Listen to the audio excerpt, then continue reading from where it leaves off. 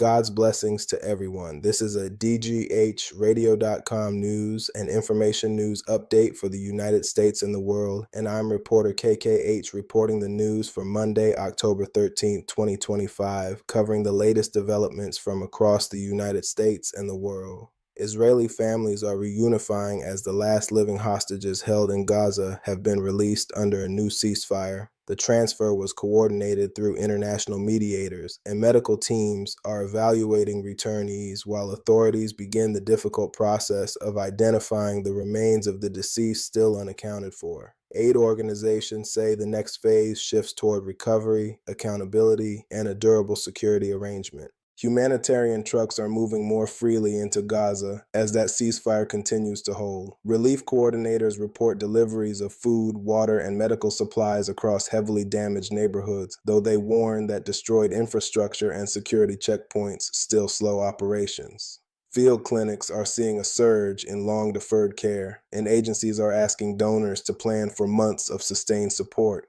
In Washington, the federal government shutdown is poised to enter a third week as congressional leaders remain deadlocked. Furloughs and service interruptions are spreading, and several agencies have warned of mounting backlogs and delays. Travelers may see longer lines and reduced services, while communities that rely on federal programs brace for extended uncertainty. One consequence already drawing scrutiny: deep staffing reductions in the federal office that oversees special education and rehabilitation services. Advocates fear that weaker federal oversight could widen disparities in how states serve students with disabilities. Families are advised to keep meticulous records and contact local education offices for guidance as schools navigate the changing support structure. At the personal level, furloughed workers are tightening budgets, seeking temporary jobs, and tapping savings while they wait for a resolution. Community groups and food banks report higher demand, underscoring how a prolonged budget fight can ripple through household finances far from Washington. Abroad, tensions have spiked along the Afghanistan-Pakistan frontier after deadly weekend clashes. Each side reports heavy losses and contradicts the other's figures, and major crossings have closed, disrupting trade and stranding families. Regional partners are urging de-escalation while diplomats work the phones to keep a fragile calm. Back in the Middle East, the United States signaled it could expand military support to Ukraine if Russia ignores diplomatic off-ramps. American officials have emphasized that no final decision has been made, but allies are weighing the implications. European capitals are watching closely for any shift that could alter the balance on the battlefield.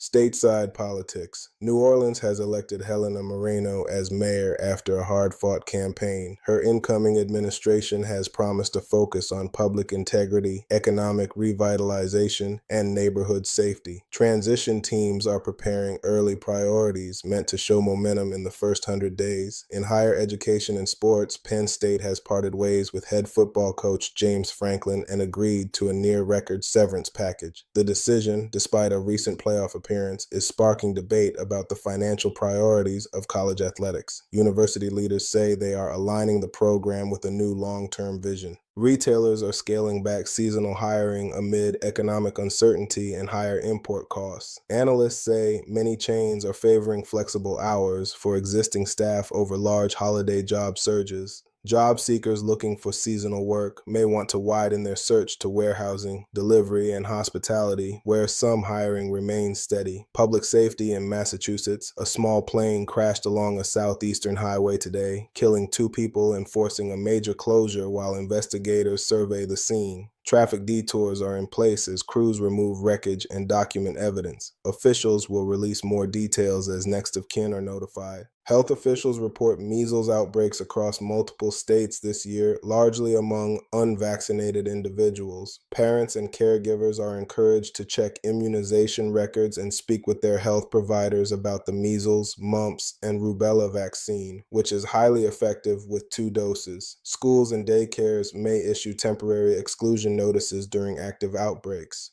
In Florida, the state has scheduled an execution in a decades-old child murder case, reigniting a national debate over the death penalty. Supporters of the sentence cite closure for the victim's family, while opponents raise concerns about fairness and effectiveness. Last-minute appeals are underway. Finally, a humanitarian spotlight. The Mines Advisory Group has received a major international prize for clearing landmines and unexploded ordnance worldwide. Their work not only saves lives, but also returns farmland, roads, and schoolyards to safe use, helping communities rebuild after conflict. Organizers say the award will fund expanded operations and local training. These and other issues are of great concern within the islands. What do you think are some good solutions? Let us know your thoughts by texting your comments to 1-315-898-1449. You can also join our WhatsApp group and get the news, weather, and other insightful information delivered right to your smartphone. To join, text JOIN to 1-315-898-1449. Please include your name in the text message. You will receive a call to verify your request. I'm your reporter, KKH, signing off for DGHradio.com. Remember, KKH and DGH, together we provide key facts, keen judgment, and honesty as we deliver groundbreaking headlines.